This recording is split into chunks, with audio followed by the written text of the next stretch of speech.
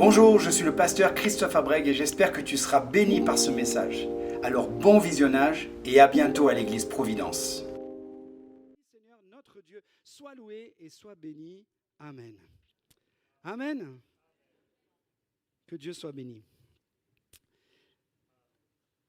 Alors, comme je disais, nous sommes dans une matinée d'assemblée générale ordinaire de l'Église. La loi française, veut que chaque association, notre Église, c'est aussi une association au niveau de la loi française, une association cultuelle, culte, vous voyez, qui est séparée aussi de l'État par rapport aux associations culturelles de la loi 1901-1905. Et donc, nous avons le devoir, nous avons l'obligation, mais c'est aussi un désir et un plaisir que d'honorer cela. Nous avons le devoir de faire notre assemblée générale ordinaire comme toute association. Et en fait, ce matin, je voudrais inclure le devoir citoyen de liberté, égalité, fraternité avec la devise de la France, avec mettre en parallèle cette devise aussi du chrétien, où ce matin, nous sommes dans la liberté de Christ. La vérité nous affranchit. Si vous serez réellement libre, la vérité nous affranchit. Nous sommes libres en Jésus-Christ ce matin, et nous partageons de la libéralité et nous vivons l'Église qui est son corps, cette fraternité. Il y a ce fonctionnement administratif et financier de l'Église en tant qu'organisation, en tant qu'association cultuelle, mais aussi nous sommes le corps de Christ qui est un organisme vivant. J'aime bien faire la différence, mais les deux sont là. Église, organisation, dans le cadre du fonctionnement, avec les dons, avec les entrées, les dépenses, etc. La vie, voilà. Mais en plus de cela, nous sommes un organisme vivant, un corps spirituel dont Christ est la tête et l'Église est son corps. Alléluia. Et nous vivons nous sommes un organisme vivant de l'amour et de l'amitié fraternelle. Quand on dit merci pour vos dons chaque dimanche, quand on partage cela, quand on vient déclarer que si vous voulez faire un don à l'Église, pour l'Église, c'est dans le cadre du fonctionnement de l'organisation de l'Église, mais nous allons voir ce matin que c'est aussi un principe biblique. C'est un principe biblique et on dit merci pour vos dons parce que l'Église, en fait, en tant qu'association cultuelle, n'a aucune subvention au niveau, à quel qu'il soit, et pourvoit donc à son fonctionnement avec les dons qu'elle reçoit. Et on va voir ce matin un principe biblique. Vous allez voir, j'aimerais associer ces trois termes, liberté, libéralité, fraternité. Le premier point que je vais voir avec vous ce matin, c'est l'association entre liberté et libéralité. J'aimerais parler, en plus nous arrivons dans cette période de la Pâque pour le mois d'avril, j'aimerais parler de la liberté du croyant qui a été préfigurée par la délivrance de cette terre d'esclavage qui était devenue l'Égypte pour le peuple de Dieu, pour le peuple d'Israël. Et cette sortie de la terre d'Égypte, cette sortie-là de la terre d'esclavage, qui a donné la liberté au peuple de Dieu, qui a rendu la liberté au peuple de Dieu, le moment de cette sortie, cette nuit de libération a été le moment où la Pâque, pour la première fois, a été instituée et célébrée. Et aujourd'hui, oui, nous aimons déclarer, nous aimons rappeler, nous aimons professer dans notre foi que Christ est notre Pâque. Et que lorsqu'on vient en Christ, on a eu des baptêmes la semaine dernière, il y a cette notion de nouvelle naissance, les choses anciennes sont passées, toutes choses deviennent nouvelles. Ce qui me rendait esclave, Jésus-Christ m'en libère, il a accompli cela sur la croix pour nous, et je suis libéré, je suis délivré en Jésus. Je vis la liberté en Christ quand je lui donne mon cœur, lorsque je lui donne ma vie, lorsque je marche à ses côtés. Il y a cette notion de liberté dans la Pâque. Et là, il y a eu cette notion de liberté. Regardez, on vient dans Exode chapitre 3, verset 7. L'Éternel dit à Moïse, Moïse, c'est l'homme que Dieu a choisi pour être l'instrument qui allait conduire le peuple à la délivrance. C'est l'homme de Dieu que le Seigneur a choisi à ce moment-là. Et lorsqu'il appelle Moïse à accomplir, à venir obéir à cette mission qu'il va lui ordonner, on va dire, et le but, c'était quoi? Quand Dieu appelle Moïse, c'est qu'il va dire à Moïse, j'ai vu la souffrance de mon peuple qui est en Égypte. Et j'ai entendu les cris qu'il pousse devant ses oppresseurs. Oui, je connais ses douleurs, dit Dieu. Oui, Dieu connaît tes douleurs. Et Dieu déclare, je suis venu pour le délivrer de la domination des Égyptiens et pour le faire monter de ce pays jusqu'à un bon et vaste pays de liberté, un pays d'abondance, un pays où coule le lait et le miel, un pays où il va y avoir tout ce qu'il faut pour vivre. Et donc là, au verset 10, dans cette conversation avec Moïse, Dieu va dire à Moïse, maintenant, vas-y, je t'enverrai vers le Pharaon et tu feras sortir d'Égypte mon peuple, les Israélites. Amen. Et donc, cette liberté a été promise et dans cette liberté, il y a eu quelque chose qui s'est produit. Cette liberté a été associée à de la libéralité. Quand on parle de libéralité, on parle de dons faits de bon cœur. Et regardez ce que Dieu va dire toujours dans ce chapitre de conversation avec Moïse. Dieu va dire à Moïse, grâce à moi, les Égyptiens vous regarderont avec bonté. Alors, quand vous partirez, vous n'aurez pas les mains vides.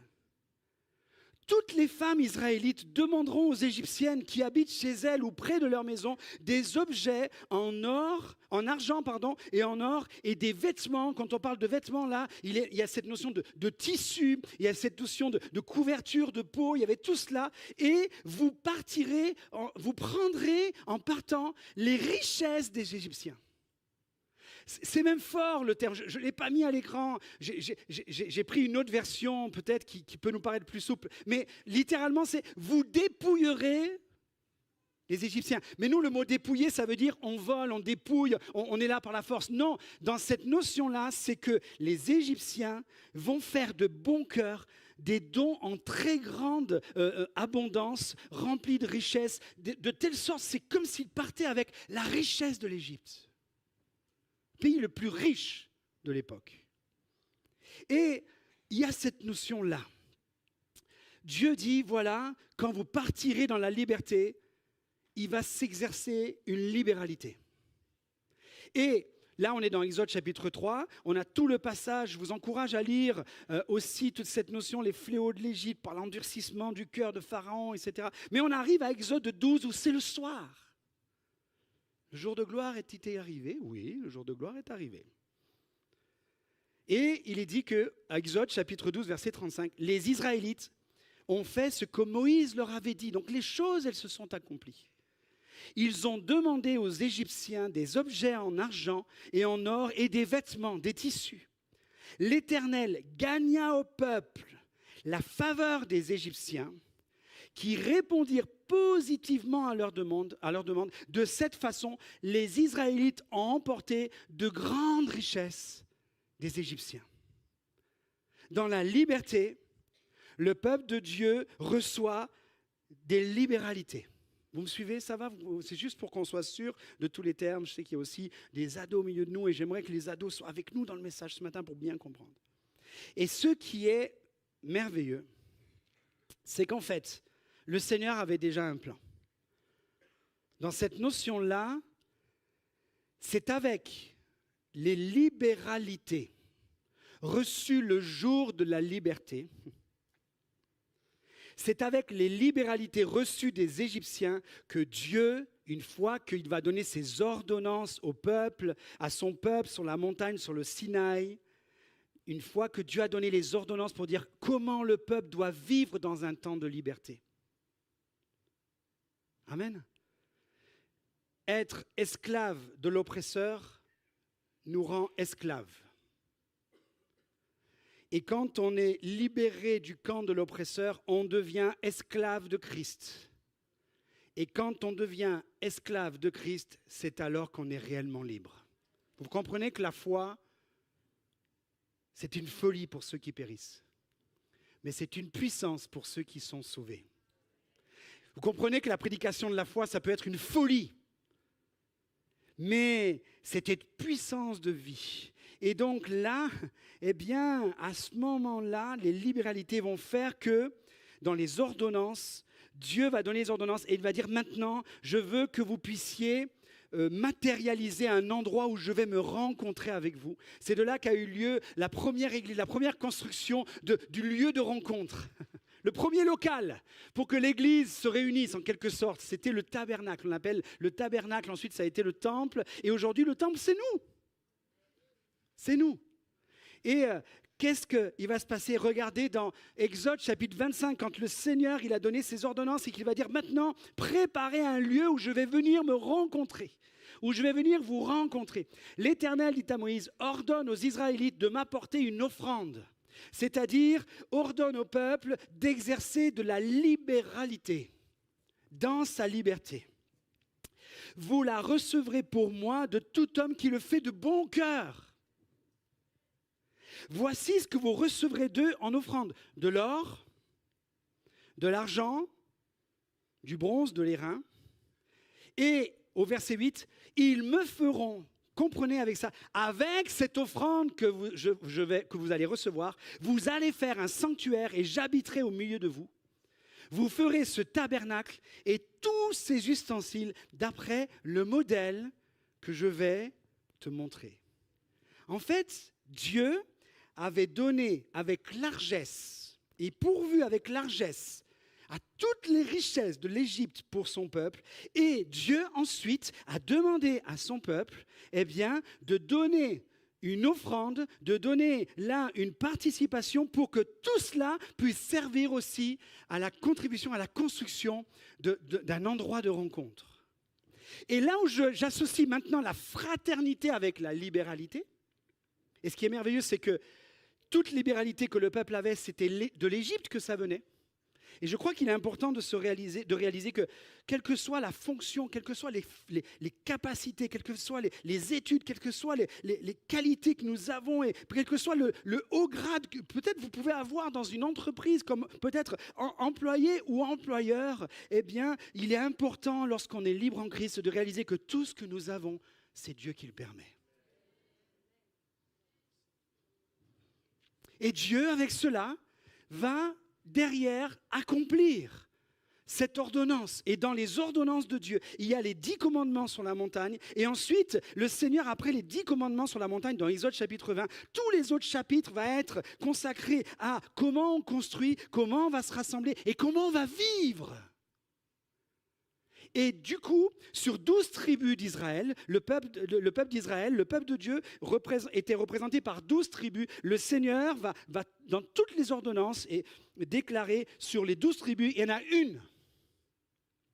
une qui ne va pas semer dans les champs, une qui ne va pas labourer, une qui ne va pas avoir des terres, qui n'aura pas d'héritage, parce qu'une de ces tribus va servir à tout ce qui est au service du fonctionnement du temple, du tabernacle, de l'endroit où le peuple doit se rencontrer, de l'endroit où Dieu veut venir rencontrer son peuple. Les ustensiles et toutes choses. Et en même temps, eh bien, c'est là que le Seigneur va aussi déclarer que ce soit pour le temple, que ce soit pour le fonctionnement du temple, ou que ce soit pour les familles que je désigne pour servir pour le temple, eh bien, chacun, il est écrit que le Seigneur dit, voici le salaire que j'accorde aux Lévites. Les Lévites, c'est la tribu de Lévi, c'est la tribu que le Seigneur a désignée sur les 12 à être à part pour s'occuper du temple, pour s'occuper de tout le service. Et les Lévites, ce n'étaient pas que des hommes, ils avaient aussi des femmes, ils avaient des enfants, c'était une famille. Et donc, il fallait pourvoir, puisqu'ils ne pouvaient pas travailler. Leur travail, leur fonction, c'était d'entretenir le temple, d'opérer au sacrifice, etc. Quand le peuple venait, et donc, il faut bien recevoir quelque chose. Et le Seigneur dit, voici le salaire que j'accorde aux Lévites pour le service qu'ils accomplissent à la tente de la rencontre, au tabernacle, ensuite le temple. Et aujourd'hui, l'église que nous formons, bien entendu, je leur donne en partage la dîme. C'est-à-dire 1/10 de tout ce qui est produit en Israël. C'est-à-dire qu'en fait, il y a eu la liberté, il y a eu les libéralités, il y a eu les libéralités reçues, il y a les libéralités demandées pour aussi, non seulement obéir à Dieu, faire cela pour une offrande à Dieu, on rend à Dieu quelque chose que nous avons reçu et ça exerce une fraternité. Ça entretient une fraternité. Et la dîme, c'est le 10%. Le Seigneur, en fait, il déclare que, 10% de ce que vous allez recevoir, vous allez, de tous vos revenus, 10%, il faut les mettre à part. Et pour tout ce qui concerne le fonctionnement du lieu de rencontre, en guise d'adoration et de dire à Dieu, Seigneur, avec ces 10%, on veut te dire que, nous savons que tout ce que nous recevons, nous voulons te donner cette part parce que tout nous vient de toi. Et en même temps, cela va être utile au fonctionnement. Ça va ? C'est fou. Nous vivons dans un pays où l'argent, c'est tabou. C'est fou comme on a du mal quand on parle de donner 1/10 pour Dieu, alors que il n'y a plus personne qui manifeste le matin dans la rue pour 2/10 à l'État. Tout ce qu'on achète, tout ce qu'on paye, la baguette, entre 1 euro, encore. Je me souviens quand ma fille est née, Priscille, en 1995, sur son cahier de naissance, on avait noté un repère, prix de la baguette en francs. 90 centimes de francs, il y a 30 ans. Aujourd'hui, prix de la baguette, 1 euro. Franchement, la vie, elle a augmenté. Et donc, quand tu payes 1 euro pour une baguette, dans ces 1 euro, 20 centimes, ça va à l'État. La TVA. Ça va ? Tu te vois rouspéter à chaque fois ? Alors peut-être à un moment donné, tu te dis, purée, je ne fais pas de politique ce matin, je sais pas. Mais c'est fou comme donner 20% pour l'État, c'est devenu normal. Et quand souvent on parle de donner pour Dieu 10%, ça dérange. Ou c'est tabou, il faut faire attention, ou il faut y mettre toutes les formes. Moi ce matin, je ne mets pas les formes parce que c'est biblique. Et en même temps, vous savez, je prêche ce que je vis et je vis ce que je prêche. Et donc, je n'ai pas de problème, moi, avec la notion de mon salaire, de donner une partie à Dieu. C'est devenu un mode de vie pour moi. Et ce qui est fou, c'est que ce n'est pas quelque chose qu'on a enseigné à nos enfants, parce que c'est devenu un mode de vie. On en parle naturellement. Et sans qu'on ait dit à nos enfants qu'un jour il fallait qu'ils donnent la dîme, je me souviens de mes enfants dans leur premier salaire, sans qu'on leur dise rien, ils disent « Ah papa, voilà, je vais pouvoir donner ma part au Seigneur ». Et même notre dernière fille, on lui donnait de son argent de poche quand elle était étudiante à Grenoble. On avait décidé avec ma femme, voilà ma fille, tu vas avoir telle somme. Et à un moment donné, on s'est aperçu en discutant avec elle, parce qu'on partage. Elle me dit, j'ai plus d'argent ce mois-ci. J'ai dit, ah bon, tu n'as plus d'argent. On a essayé de l'aider à gérer un petit peu son... Et on s'est aperçu en fait qu'elle donnait une part de l'argent de poche qu'on lui donnait à l'église.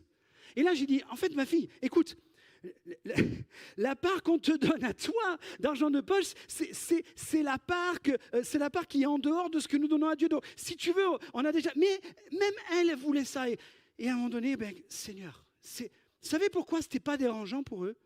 C'était devenu un mode de vie.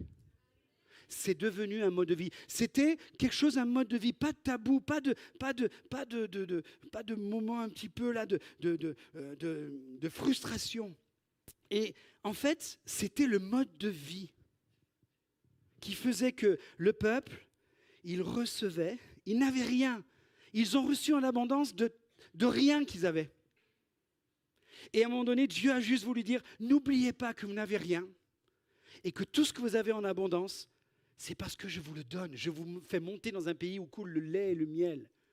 Et que le fonctionnement pour adorer Dieu, la part qui revient à Dieu et la part qui revient aussi à ceux qui travaillent dans l'œuvre de Dieu, que ce soit un mode de vie. Et ce matin, si ce lieu existe, si ce lieu a pu être construit, si ce lieu continue, si je peux être là devant vous en étant un pasteur à plein temps rémunéré par l'association cultuelle, c'est parce que nous recevons les dons. Et que les dons que nous recevons dans le principe biblique, on en reçoit assez, en abondance, pour pouvoir subvenir aux besoins non seulement de ceux qui sont engagés, employés à plein temps pour l'œuvre, comme ceux qui sont là, et puis le matériel, etc., l'eau, l'électricité, pour le moment où on se rencontre. Donc jusque-là, tout est normal. Tout est normal. Alors, je voudrais parler de cette notion de dîme et de libéralité. Et ce matin, vous voyez qu'il y a bien le dîme et libéralité. Il n'y a pas dîme vs libéralité. J'associe parfaitement la dîme et la libéralité. Et permettez-moi ce matin de parler de la loi dans la grâce. La loi, dîme, dans la grâce, libéralité. Et j'aimerais vous montrer un petit peu cette notion. La dîme, c'est un acte d'obéissance. Et la libéralité, c'est un acte d'amour, un état de cœur.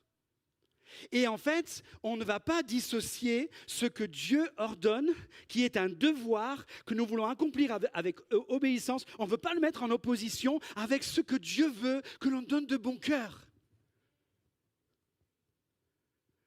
Et c'est pour ça que ce matin, oui, il y a d'un côté un acte d'obéissance, mais de l'autre, en parfait équilibre, il doit y avoir cet acte d'amour. La libéralité, la définition, et quand on le voit, c'est un mot que l'on trouve là, plutôt dans la Nouvelle Alliance, la disposition à donner largement. C'est ça qui veut dire la libéralité. Disposition à donner largement, générosité de donner sans attendre de recevoir en retour, sans contrepartie.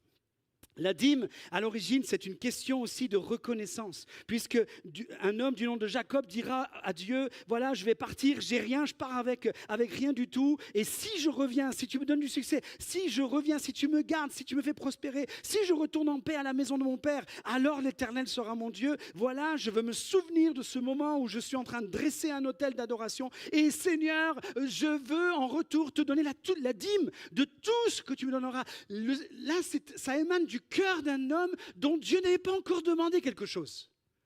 Et en fait, Dieu, quand il a mis ces ordonnances-là, ça émane juste du cœur. Et dans la Nouvelle Alliance, il y a cette notion, mettez chaque semaine quelque chose à part pour le Seigneur, selon ce qu'il y aura dans votre cœur. Mais mettez quand même à part. Et bien-aimés, je crois ce matin, je vais citer cette phrase qui m'a béni. En plus, j'étais en train de préparer ce message, j'ai vu cette phrase, mais Seigneur, merci pour la construction. Les amis, on peut donner sans aimer, mais on ne peut pas aimer sans donner. Parce que ce que je donne, la manière dont je donne représente ce que je suis en tant que disciple aussi. Et on peut donner sans aimer. La Bible nous le montre, 1 Corinthiens 13, tout un chapitre sur la définition de l'amour. Et il est écrit dans ce chapitre, on voit qu'on peut donner sans aimer. Si je distribue tous mes biens aux pauvres, il y a quelqu'un, là, la notion de donner, c'est de pouvoir donner tous mes biens aux pauvres. Si je livre mon corps aux flammes en sacrifice, si je n'ai pas l'amour, ça fait du bruit. Ça tape à l'œil, waouh, c'est comme une cymbale qui résonne. On essaye au mieux d'avoir une bonne décibel le dimanche matin avec les cymbales. Hein. C'est pas toujours évident avec qui joue de la batterie, mais on essaye. Mais si tu es capable de pouvoir même donner ton corps, être brûlé pour les autres, etc., si tu n'as pas l'amour, c'est rien en fait. On peut donner sans aimer. Mais par contre, on ne peut pas aimer sans donner. Dans la notion de donner sans aimer, Jésus va venir en disant, ne donnez pas sans aimer. Il va déclarer par rapport à ceux qui étaient là, qui étaient plus dans l'apparence, quand vous donnez une aumône, quand vous faites une offrande, quand vous donnez la part à Dieu, ne faites pas comme les hypocrites qui souhaitent que tout le monde le sache. Parce que pour Dieu, ce qui a de valeur, ce n'est pas le combien. c'est le comment. J'aime à rappeler cela. Et pareil, pour être vu, quand vous priez, ne faites pas des prières debout, là, à haute voix, pour que tout le monde vous voie. Mais quand tu pries, entre dans ta chambre. C'est là que tu déploies l'amour. Et le véritable amour, c'est qu'on ne peut pas aimer sans donner. Regardez Jean chapitre 15, verset 13, ce que nous dit Jésus. Il n'y a pas plus grand amour que de donner. Il n'y a pas plus grand amour que de donner votre vie pour vos amis. Et regardez comme la notion de donner est associée à l'amour, mais comme il y a aussi cette notion d'obéissance. En fait, on ne peut pas obéir sans aimer. Mais quand on aime, on obéit. Si tu obéis sans aimer, tu fais un devoir et tu es dans une contrainte. Je crois que le devoir, il doit être associé à l'état de cœur. Regardez Jésus ce qu'il dira. Vous êtes mes amis, c'est-à-dire qu'il n'y a pas de plus grand amour que de donner sa vie pour vos amis. Vous êtes mes amis si vous faites ce que je vous commande. La loi dans la grâce, ici, nous montre que l'amour précède l'obéissance. Et l'amour produit même le désir d'obéir. Regardez l'apôtre Paul qui le rappelle également à l'église d'Éphèse, dans Éphésiens chapitre 5, verset 2, que votre façon de vivre soit inspirée par l'amour. Pas par l'argent, pas par les richesses, pas par la capacité que je peux avoir de donner. Non, que votre façon de vivre soit inspirée par l'amour à l'exemple du Christ qui nous a aimés et a donné sa vie pour nous comme une offrande et un sacrifice dont l'odeur est agréable à Dieu. Amen. Et donner, c'est aussi servir Dieu. Il y est écrit dans la parole, j'aime Romains chapitre 12, c'est un de mes chapitres préférés. Nous avons des dons différents. Alléluia. Et je crois qu'il y a des parents qui sont appelés à l'aide pour leurs enfants. Nous avons des dons différents selon la grâce qui nous a été accordée. Vous voyez, là, il y a encore une notion de don reçu, d'exercice, qui n'est que grâce. Ça vient de Dieu. Et regardez, si quelqu'un a le don de prophétie dans la vie de l'esprit, qu'il l'exerce en accord avec la foi, pour un autre, le don qu'il va pouvoir avoir, c'est servir. C'est le service, quel qu'il soit. Celui qui a juste reçu, qui a le don de servir Dieu et de pouvoir servir, qu'il se consacre à ce service. Merci Seigneur pour tous les serviteurs, les servantes, les équipiers, les équipières que nous avons aussi à l'Église pour permettre que le fonctionnement puisse se passer. Que celui qui a reçu un ministère d'enseignement enseigne. Amen. Moi, je n'ai pas forcément reçu un ministère d'enseignement, j'ai reçu un ministère d'exhortation et de berger. Donc, je suis berger. Et d'autres ont reçu plus précisément que moi un ministère d'enseignement. Donc, quand il y a des enseignements précis à donner à l'Église, ils enseignent. C'est ça qui fait la beauté et la complémentarité du corps. Que celui qui secourt les malheureux le fasse avec joie. Que celui qui a le ministère d'encouragement encourage. C'est beau, hein? Tout ça, c'est service.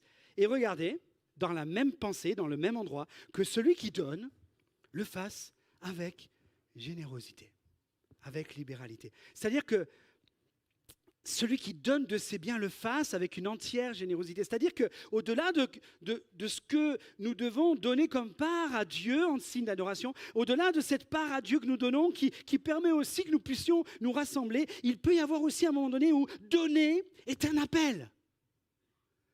Donner devient recevoir un appel de Dieu et y répondre. Alléluia.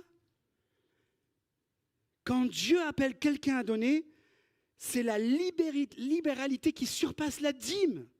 Permettez-moi, j'aime raconter cette histoire parce que si vous ne la connaissez pas, ben vous allez l'apprendre. Si vous la connaissez déjà, elle est tellement édifiante. C'est l'histoire de William Colgate, qui a fondé l'entreprise de savon, détergents et de produits d'hygiène en 1806. Ça vous dit mieux, ce nom-là ? Et ce garçon, alors qu'il a 16 ans, à son époque, il se destine à vouloir être créateur de savon. Et mesdames me disent, oh, Quel incroyable. Messieurs aussi, hein. C'est super.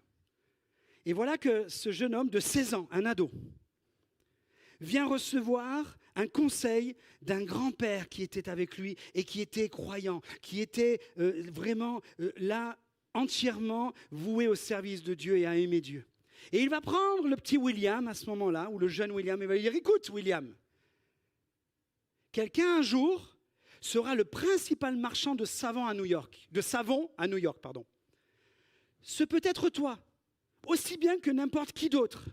Pas commencer à mettre dans la pensée de ce jeune-là, toute chose-là, non. Sois un bon garçon.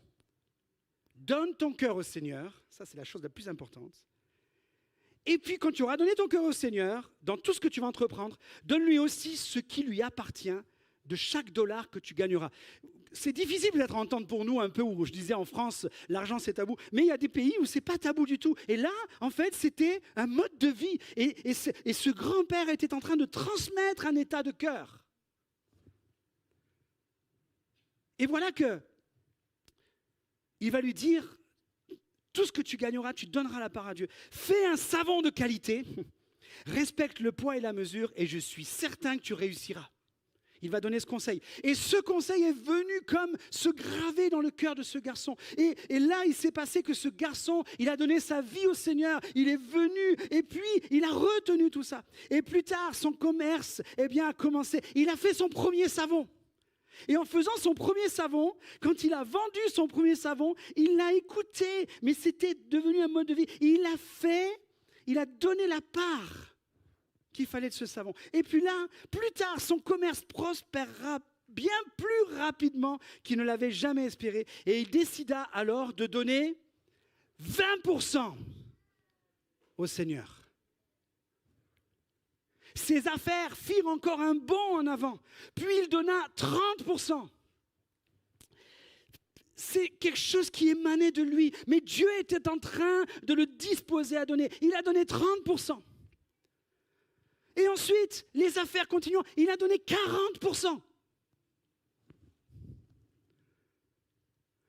Il éduqua sa famille dans les voies du Seigneur, fit tous ses plans pour assurer son avenir et finit par donner 80% de tous ses profits à l'œuvre de Dieu. Il prospéra plus que jamais et bien au-delà des États-Unis. William Colgate a donné des millions de dollars à l'œuvre de Dieu et a laissé son nom universellement connu. Parce que Dieu a utilisé la disposition de cœur, de la libéralité. Et puisque tu peux donner, je t'appelle à donner, fais-le avec joie. Et le Seigneur a pourvu bien plus que le local. Gloire à Dieu. Les amis, merci pour vos dons, qui vous permet d'avoir un pasteur, une équipe pastorale, qui permet d'avoir ce lieu. Merci Seigneur. Mais on veut encore progresser, on veut encore s'étendre, on veut faire que l'œuvre de Dieu progresse et s'accomplisse encore. Alléluia. Et on veut aussi être ce peuple qui comprend ce principe et qui réalise, Seigneur, tout ce que tu me donnes, je veux à aucun moment me mettre moi à la première place et me gargariser et m'auto-satisfaire de cela. Je veux toujours, en te donnant la part qui te revient, ne jamais oublier que ce que j'ai, c'est grâce à toi. Et je veux continuer à t'adorer comme cela. Amen. On a des messages où on est là, on sent quelquefois, on sait qu'on est poussé par l'Église à applaudir. Et est-ce qu'on peut juste applaudir ses pensées ce matin? Merci. Merci pour Dieu, en fait. Les amis, en fait, je ne veux pas avoir à ne pas vous prêcher ce message. Parce que c'est naturel. Amen. Que Dieu soit béni. Et du coup, eh bien, écoutez, il est 11h03. On est dans le cadre de l'Assemblée Générale Ordinaire. Eh bien, dans l'Assemblée Générale Ordinaire, on partage. Tout à l'heure, après la célébration, on va partager avec les membres et tous ceux qui voudront y assister tous les comptes de l'année 2024, tous les comptes de l'année 2025. Vous allez les approuver, vous allez pouvoir, bien sûr, vous associer dans cela. Mais je crois aussi que dans l'Assemblée Générale, on doit faire le bilan moral. Et je voudrais juste, eh bien, maintenant, déjà ouvrir notre Assemblée Générale Ordinaire et partager avec vous, eh bien, qu'est-ce qui a pu se passer dans cette œuvre de Dieu. Et merci Seigneur, Seigneur pour l'œuvre de Dieu qui avance. Et l'œuvre de Dieu, elle est là, elle avance aussi par les dons que nous donnons. Amen. Parce que je suis heureux d'être quelqu'un qui donne aussi pour l'œuvre de Dieu. Amen. Et dans cette notion, dans l'année, on fait un bilan. Notre association cultuelle, qui est l'Église Providence, dont je suis le président, dont Jérémy est le vice-président, dont le bureau est composé de 7 administrateurs qu'on reverra tout à l'heure. Cette année, eh bien, dans l'œuvre aussi spirituelle, nous avons eu la joie de célébrer 30 baptêmes dans l'année 2024. Que Dieu soit béni. On en a eu 6 en mars, 18 en juin, 6 en novembre. La famille a grandi tellement que normalement à l'Assemblée Générale, on donnait les noms. Mais là, si je commence à donner les noms des 50, des 30, c'est pas que je veux pas les donner. On a tous les détails, mais on veut bénir le Seigneur. On veut aussi se souvenir de ceux qui ont été des exemples et qui, on parle beaucoup de nos anciens. Les anciens, même ceux qui ne peuvent plus venir, ils font partie du corps. Et on veut aussi les bénir, on veut s'en souvenir, mais on veut aussi se souvenir de ceux qui ont marché avec force, ceux qui ont marché avec zèle et qui ont achevé la course en gardant la foi et que désormais la couronne de justice leur a été réservée. On a eu 3 départs, 3 décès de notre Église cette année. On a eu, je voudrais les citer par contre, ces 3 personnes. Voilà, c'est notre frère Jacques Rivaux dont le Seigneur a repris dans sa gloire en avril. On a eu notre frère Antoine Torres également en juin, et notre frère Gérard Metzger en août. Alors j'ai conscience que ce message, il va être sur YouTube plus tard, mais je crois aussi qu'on a besoin de partager cela. C'est la vie de notre Église. Comme à un moment donné, on veut partager des choses de notre maison, c'est la maison du Seigneur, c'est notre maison, et on veut partager, on veut se souvenir de ces personnes-là, vraiment. Et cette année, notre Église, eh bien, il y a 47 membres qui se sont associés et qui sont entrés dans l'association. Et ça, c'est un devoir aussi préfectoral. Hein, je vous annonce des choses, donc je me dois de vous annoncer aussi. On a eu 20 membres sortants entre une démission, des déménagements, les décès et des personnes qui, ne venant plus depuis 2 ans, là, au milieu, eh bien, nos statuts, eh bien, nous demandent de pouvoir aussi, eh bien, faire cette actualisation de membres. Et aujourd'hui, à ce jour, notre Église Providence compte 270 membres. Ça, c'est officiel. Toute l'année, on a eu des intervenants, voilà, c'est pareil, hein, quand dans le fonctionnement de l'Église, par les dons que nous recevons entre l'électricité, l'eau, le fonctionnement, la sono, etc. On a aussi un budget qui fait qu'on veut faire venir des intervenants pour bénir, pour avoir des intervenants extérieurs. Je vais juste en citer quelques-uns comme ça. On a eu dans l'année 2024, le pasteur Mathieu et son épouse Laetitia Perrault qui sont venus pour une formation pour les moniteurs et les monitrices du groupe d'instruction biblique des enfants. On a fait des cultes de famille. On a eu Jean-Marc et Alice Lamotte qui sont venus durant les 3 jours de prière en septembre. On a été bénis, on a été encouragés. Et puis on a eu d'autres pasteurs qui sont venus à l'occasion. On a eu aussi, on avait invité un conducteur de louange à la Pâque, Ben Morin, pour aussi être dans cette complémentarité entre la louange, l'enfance, l'église, l'enseignement et tout cela. Merci Seigneur, merci notre Dieu. On a eu aussi Bruno Oldani, on a été bénis par cet enseignement et on en aura encore, gloire à Dieu. Dans le cadre de l'activité de l'Église, j'aime à rappeler, les anciens ne sont pas l'Église d'hier mais d'aujourd'hui, les jeunes ne sont pas l'Église de demain mais d'aujourd'hui, et les enfants ne sont pas l'Église d'après-demain mais d'aujourd'hui, toujours. Alléluia. Et dans le cadre de l'activité de l'enfance, eh bien, il y a cette garderie de 0 à 3 ans tous les dimanches. Il y a le groupe d'instruction biblique des enfants aux ados de 3 à 17 ans qui compte 120 inscrits. Merci Seigneur pour cette église d'enfants que nous avons et que nous voulons continuer. Nous avons fait des cultes de famille où nous aimons faire participer les enfants. Nous avons eu en juin la kermesse qui est organisée par l'AGEF Providence. Nous avons eu également en décembre le moment de l'immersion Bethléem. Il y a le groupe de jeunesse dont Juan en est le responsable avec son staff qui compte environ une 60aine de jeunes de 18 à 30 ans dont les rendez-vous cette année depuis septembre dernier sont le vendredi soir. Il y a le groupe des trentenaires aussi qu'on appelle les 3D, 3e décennie, qui continue à s'exercer pour, avec comme mission, rassembler, fédérer, partager. On a refait aussi les réunions de femmes. Voilà, il y a eu un rendez-vous en 2024 et ça reprend, mais là, il y a plusieurs, entre 4 rendez-vous au moins annuels. Et c'est devenu le Lady Time providentiel, vous voyez. On a le cœur de louange, une fois par mois, qui est là. Il fait partie de cette vie de l'Église aussi. On aime participer, louer ensemble. Et vraiment, on bénit le Seigneur pour cela. Il y a le soin fraternel. On a une équipe qui vont visiter nos personnes âgées à la maison. Et on bénit le Seigneur pour cette équipe de personnes qui met à part des après-midi, des moments le samedi pour aller visiter. Et si vous voulez peut-être aussi vous rendre utile de ce côté-là, aller visiter une personne qui ne peut plus venir au rassemblement ou qui vient assez rarement, ou une personne seule, eh bien vous pouvez venir nous trouver. Mais on est heureux d'avoir ce département aussi qui est une riche bénédiction. Alléluia. Il y a les moments pour nos seniors. L'église, eh bien oui, c'est multigénération. On a 2 rendez-vous annuels et on veut continuer comme cela. Et puis vraiment, on bénit Dieu pour tout cela. Et on voit que l'œuvre de Dieu va de l'avant. Alléluia. Merci Seigneur. On a fait des soirées de semaine à thématique, entre soirée de prière, soirée louange, soirée témoignage, soirée études bibliques, soirée atelier et sur les focus de département de l'église ou des réunions avec les invités. Ça, c'est un peu la nouvelle formule du mardi soir depuis septembre. Et c'est très, très bien suivi. Et on peut avoir jusqu'à 160 personnes le mardi soir. Merci Seigneur. On ne fait pas des choses pour que ça fonctionne. On fait des choses pour que l'église progresse et qu'elle se rattache plus près du cœur de Dieu. Alléluia.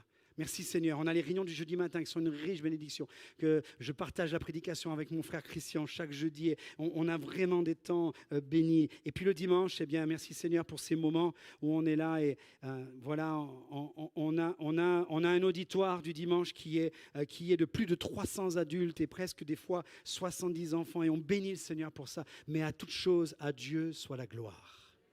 Mais tout cela, c'est aussi le fruit de ce que le Seigneur nous permet non seulement de recevoir de sa part, mais de donner et de faire que l'Église, non seulement c'est une organisation, mais c'est bien un organisme vivant. Amen. Je vais demander à l'équipe de louange de revenir pour terminer avec un refrain maintenant, pour qu'on puisse aller vers continuer notre assemblée générale ordinaire.